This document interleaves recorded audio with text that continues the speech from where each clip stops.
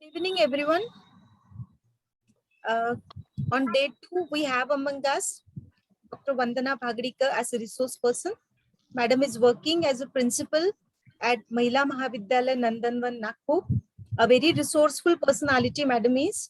So many national and international publications are to her credit. She has edited so many books which have prescribed to study at undergraduate level. On behalf of the students, Madam, I welcome you and request you to conduct the session. Thank you, Bandhavi. Dear students, today I am going to teach you Khaled Hosseini's A Thousand Splendid Suns. This is the second unit of your paper, Asian Literature. I think yesterday Dabir Madam must have commented on why we have opted this paper, because we want the students to learn something new, to gain knowledge about the things which are unknown to them. And therefore, we have opted this paper, Asian Literature. Now, this paper covers the entire Asian subcontinent, and we have chosen few writers for detailed text. As you all know, that the unit is divided into two parts. One is non-detailed text and other is detailed. Non-detailed, sorry, it is background. You have background and you have detailed text. In background, there are almost 5 to 6 topics which are assigned in the syllabus. And for detailed text, we have got novels. Yesterday, Dabir Madam, or day before yesterday, Dabir Madam has already taught you one novel. And today, in Unit 2, I'm going to talk about Khaled Hosseini's A Thousand Splendid Suns. Now, Khaled Hosseini is an Afghan writer. Now, right now, he is based in US. So we can call him Afghani American writer. You all know the situation of Afghanistan right now. You must be reading in the newspapers, listening on the TVs, that what is the condition of the people of Afghanistan under the rule of Taliban right now. The conditions have become worse day by day. Afghanistan, first of all, we will just take up a bit of background and then I will talk about the novel. Afghanistan is a patriarchal society where all the major institutions, they are controlled by men.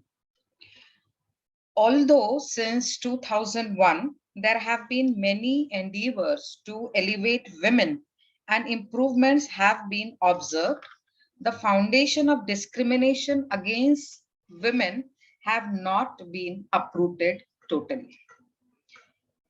We all know that women have always been the sufferers, whether it is in our country or in another country. In our country, the things have changed, but there are many parts of the world where things haven't changed yet, and Afghanistan is one of them. Now, why this is the case, why there is discrimination against women? The reason is that the law and order situation is weak. There are strict tribal norms, there are gendered values and religious radicalism, which are entrenched in the history of Afghanistan. And because of this, there is gross violation of rights of women. Much of the oppression of women in Afghanistan is attributed to Pashtun practices where male elders have a say over marriages of young women, high bride prices given to the father of the bride, suggesting the sale of women into marriage, and honor killings of women for purported sexual misconduct. During the past few decades, these norms and values have, however, been adopted across all ethnicities in Afghanistan, and the seclusion of women is thus prevalent, whereby women wearing the chadari or burqa when they leave the confines of the household compound is seen. In Afghanistan, the women are the worst sufferers. They cannot leave their house without wearing the burqa. At the same time, they are not supposed to leave the house until and unless they are accompanied by men of their household.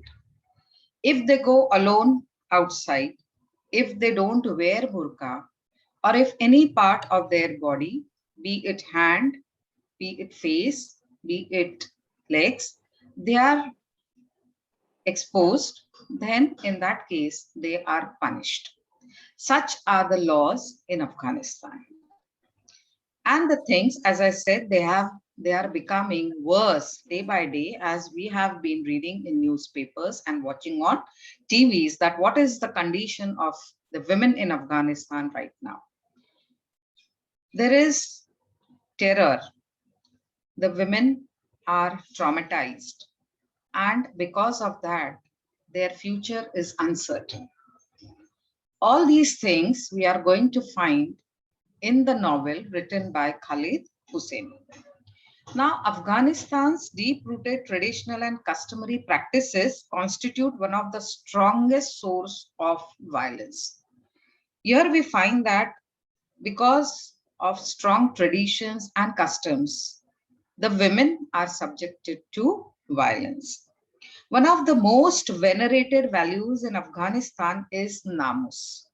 Now, what is this namus? Namus is nothing but honor, and it is the duty or the responsibility of the women to safeguard her honor. And if she fails to do so, then in that case, she is punished and punished very badly. There have been thousands of cases where women have been physically tortured, beaten severely, brutally mutilated, burnt alive, or had acid thrown at them, as well as being forced to marry at a very early age.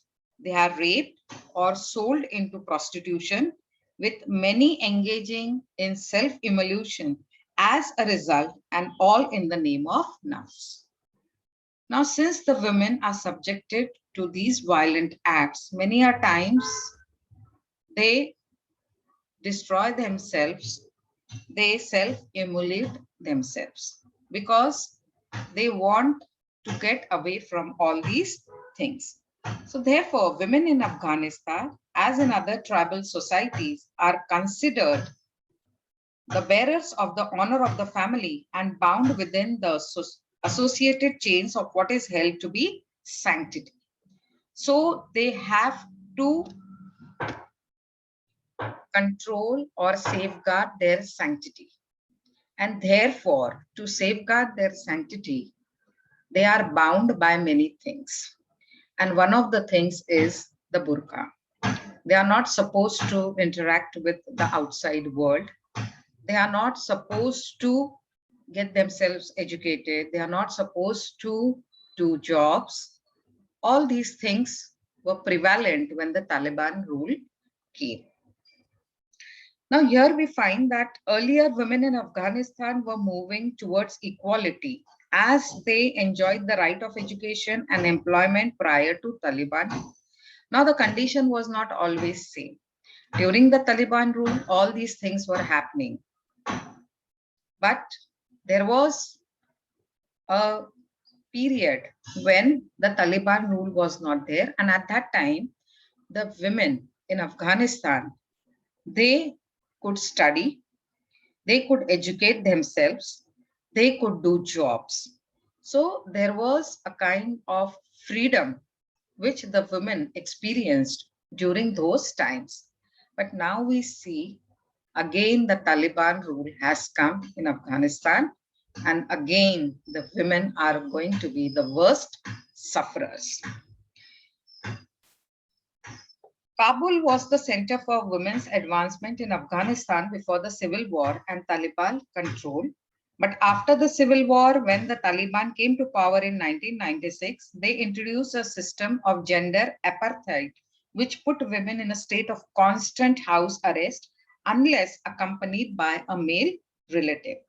Women's progress in education and employment was crushed with harsh laws imposed by the Taliban. They were stripped of their visibility, voice, and mobility. So the women could not move outside their house. They could not get educated. They could not become financially independent. So they had to stay in the four walls, confine themselves in the four walls of their house.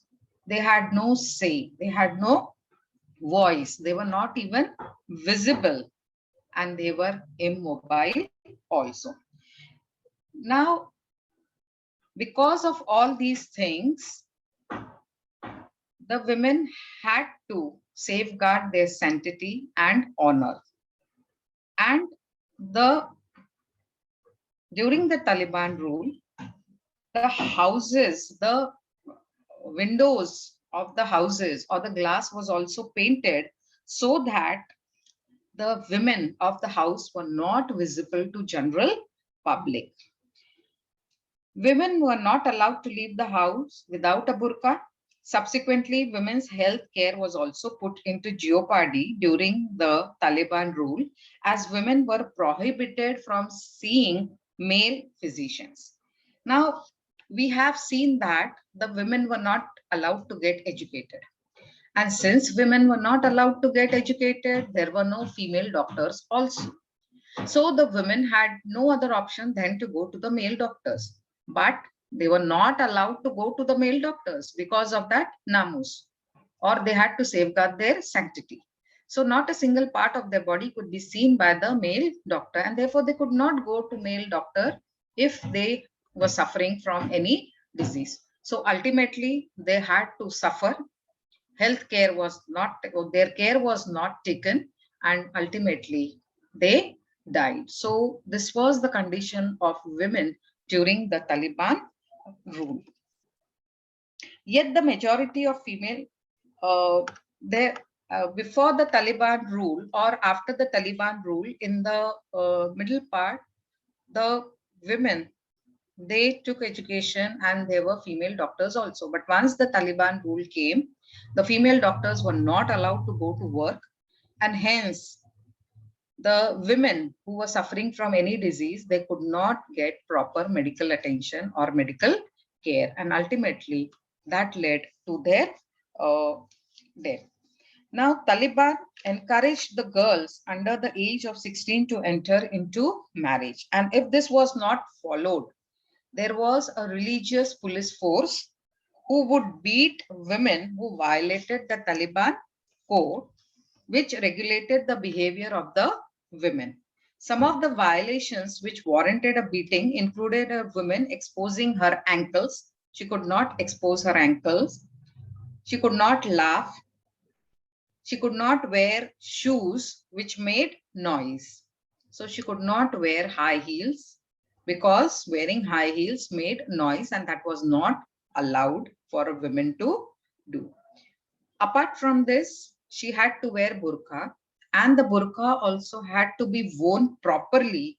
Otherwise, if it is not worn properly and any part of the body is visible to the public, then the police officers, the Talibani police officers, would recognize this as the violation of the rule, and then they would punish that woman and punish them publicly also. Now, coming to the novel, we have seen the history, what kind of treatment was given to the Afghani women in Afghanistan. Against this backdrop, we will study the novel Thousand Splendid Suns by Khaled Hosseini. And as we all know that literature is reflection of the society in which we live. So here also, we are going to find, although this is a novel, yet here we are going to find the reflections of the society. what happens in Afghanistan or in Afghani society, that we are going to read in the novel. The novel, A Thousand Splendid Sun, revolves around lives of two Afghan women. One is Mariam and the other one is Layla. Both of them, they come from a different background. Mariam is struggling with poverty and she lacks educational background as she is not allowed to take any education. On the other hand, Layla is leading a happy life among her family and she is educated also. So the novel is going to deal with the lives of these two protagonists, that is Mariam and Layla. Although they come from different backgrounds, yet they suffer the same things. Mariam and Layla, the two main protagonists, suffer under the custody of patriarchal superiority using radical rules and legitimizing the abuse of women. Mariam, who is born as an illegitimate child as a result of an affair between a maid and a master, is doomed till the very end, whereas Layla, who is born to a moderate family and a feminist father, overcomes all the intricacies she faces in her life. So on one hand, we find life of Mariam. Mariam is an illegitimate child of a maid and the master. So Mariam's mother, she was working in the house of Mariam's father. There was an affair between them, and the result of the affair is birth of Mariam, who is disowned by her father later on. On the other hand, Layla belonged to a very good family. Her father was of liberal thinking, and he made Layla study, and therefore she was educated. On the other hand, Mariam was not educated. Mariam, a young girl in 1960s, grows up outside Herat, a small city in Afghanistan. So this is the place where Mariam lives, Herat. Mariam has complicated feelings about her parents. She lives with her mother. Her mother's name is Nana, who is an aggrieved woman who is frequently angry at her daughter born out of wedlock. So Mariam's mother is very angry on Mariam because she is an illegitimate child. Actually, it is not at all Mariam's fault, but Nana, since she is raising Mariam alone and she is not accepted by Mariam's father, and therefore all the anger is expressed on Mariam. Now, this is indicated in the beginning of the novel by Nana, Mariam's mother, when she warns her of the future and teaches her to expect nothing from men but the feeling of shame, as Afghan women were blamed for anything and everything, even their mere existence.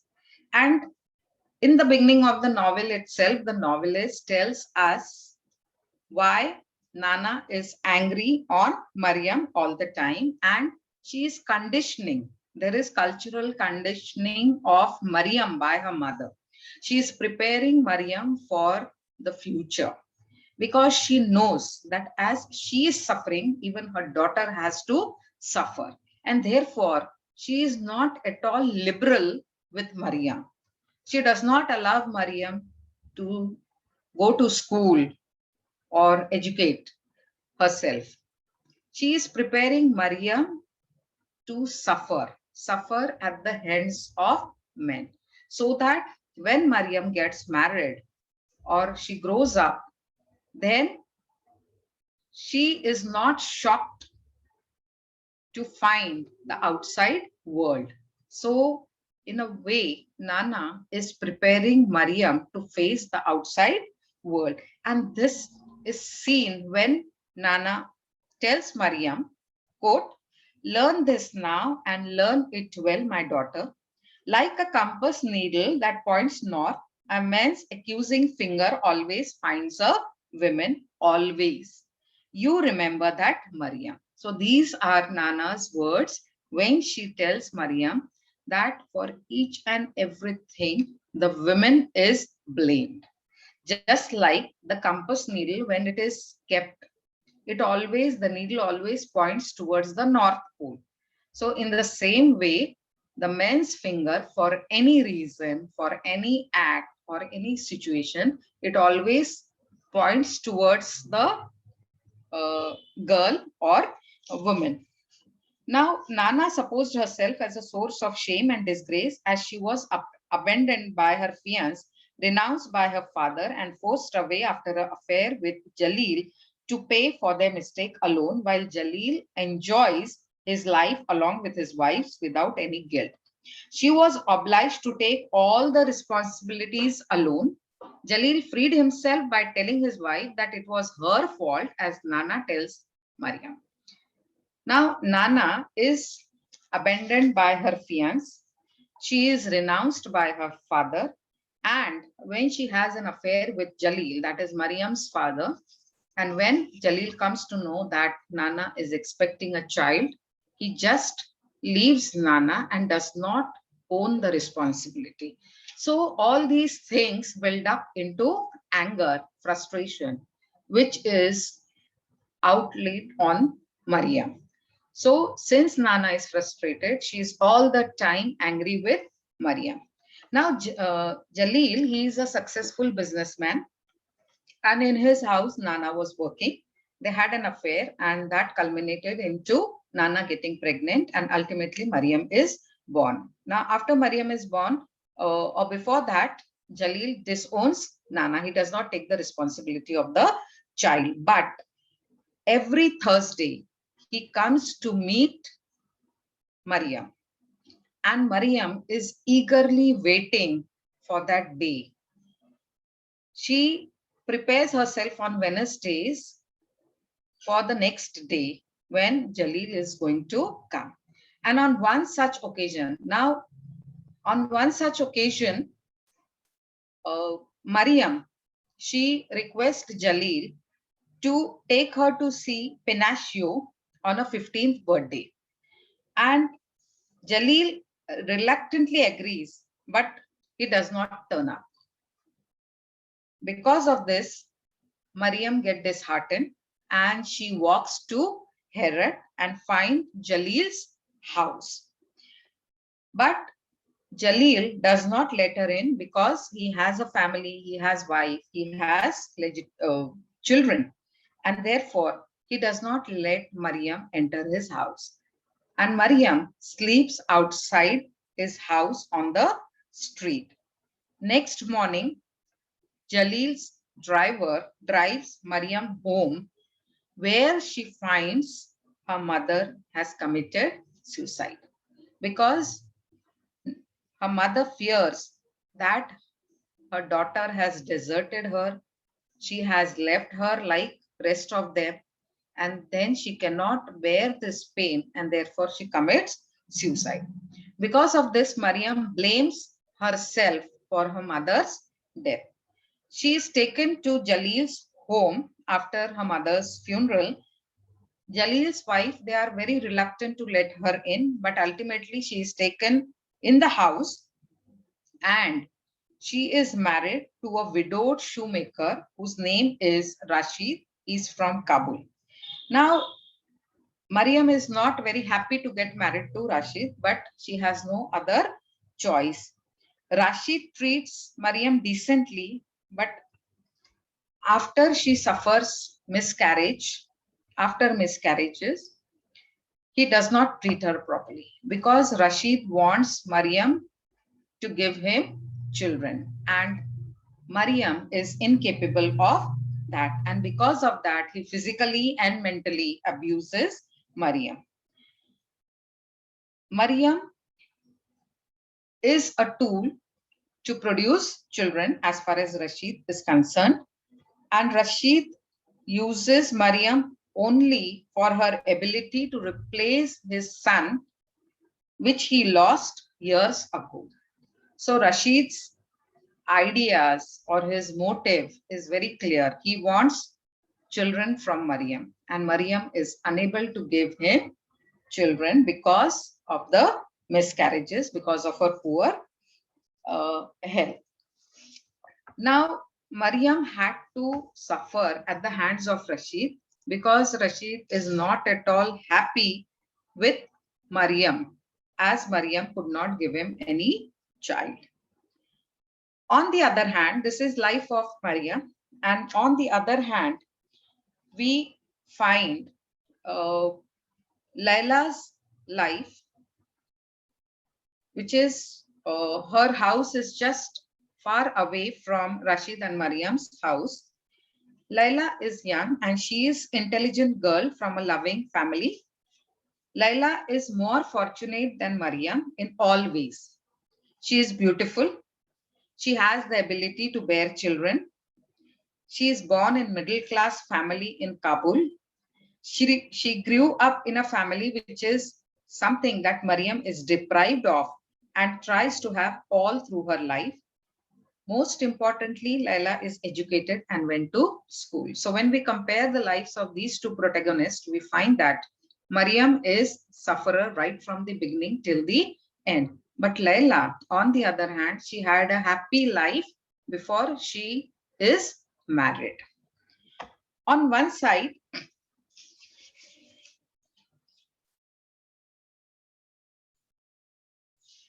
here we find that on one side, Layla's life is happy before marriage and Maryam's life is unhappy. She did not have a proper family as she was an illegitimate child. She did not have any education, although she wanted to get educated, but she did not have any education. She did not have a complete family like Layla. She did not have a father. Her father only used to come once in a while to meet her. So this is the contrast between Layla's life and Maryam's life.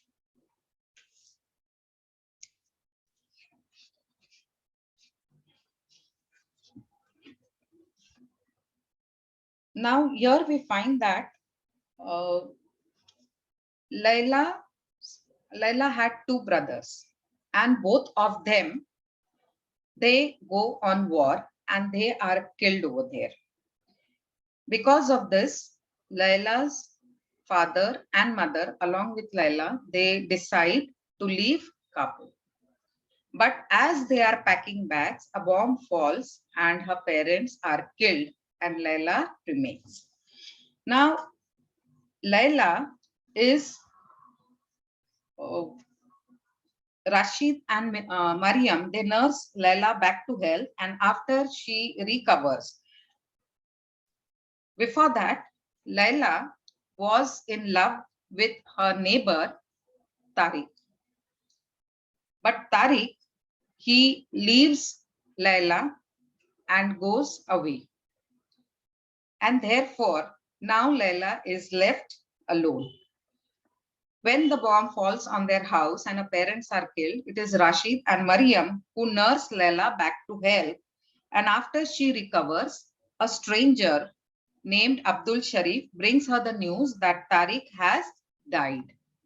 Layla had some hopes that Tariq will return and they will get married. Now, when Tariq is leaving Layla, at that time, Tariq leaves to Pakistan, and before going to Pakistan, Layla and Tariq make love, and the output is that Layla becomes pregnant. Here, when she comes to Maryam and Rashid's house, and when Abdul Sharif brings the news that Tariq has died, she is devastated, and realizing that she is pregnant with Tariq's child, Layla agrees to marry Rashid. Maryam is initially hurt and threatened by Layla's presence and refuses to have anything to do with her. When Layla disappoints Rashid by bearing a daughter, she too finds herself the target of his cruelty. Rashid is an abusive husband. He follows the religion of Islam. for as much as it serves his interest. His purpose of marriage in each instance was to have children. He has no romantic interest in women. They are meant to serve him as he wishes. Even at the time when Afghanistan was more progressive before the rule of Taliban, there were men like Rashid who forced their women to wear burqa to cover their wives' shameful body and criticizing men who did not force their wives to wear burqa. Now, forced by Rashid into wearing the burqa, Mariam and later Layla, despite the different locations, one a village girl and the other city bred, find it equally restricting. Burqa is a sign of oppression and male domination. Afghan men thought that women as sex object and felt the need to cover her body, whereas in reality, the burqa rejects a woman as a human being.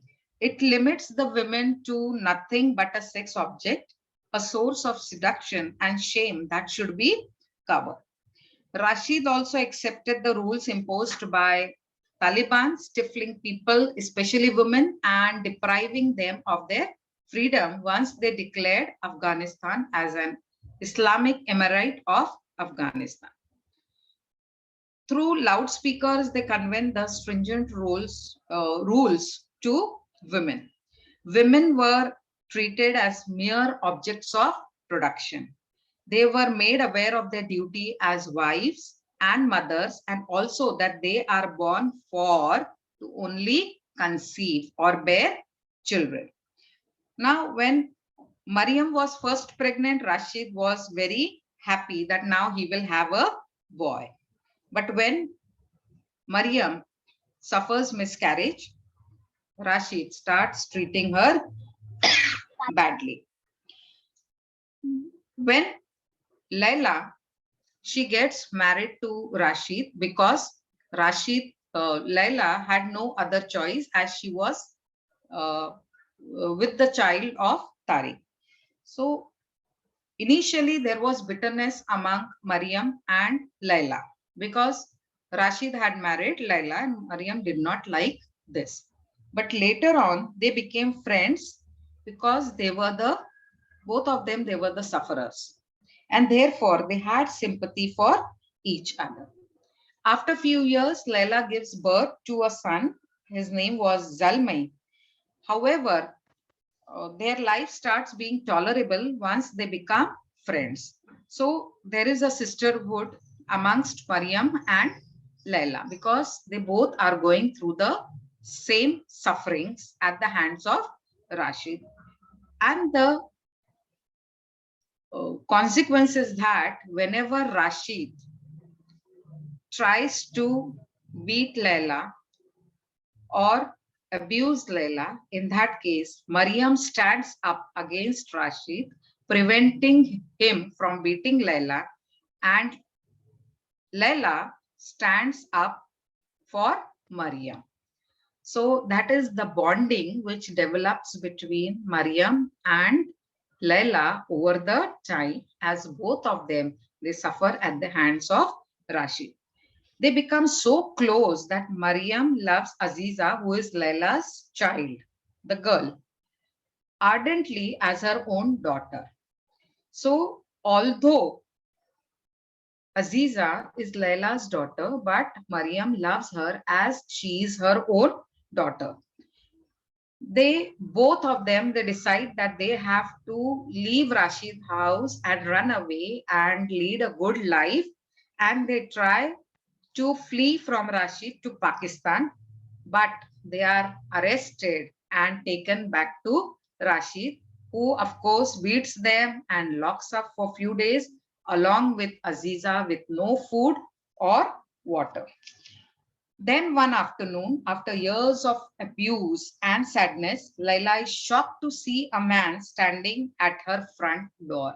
And this man is no one else than Tariq.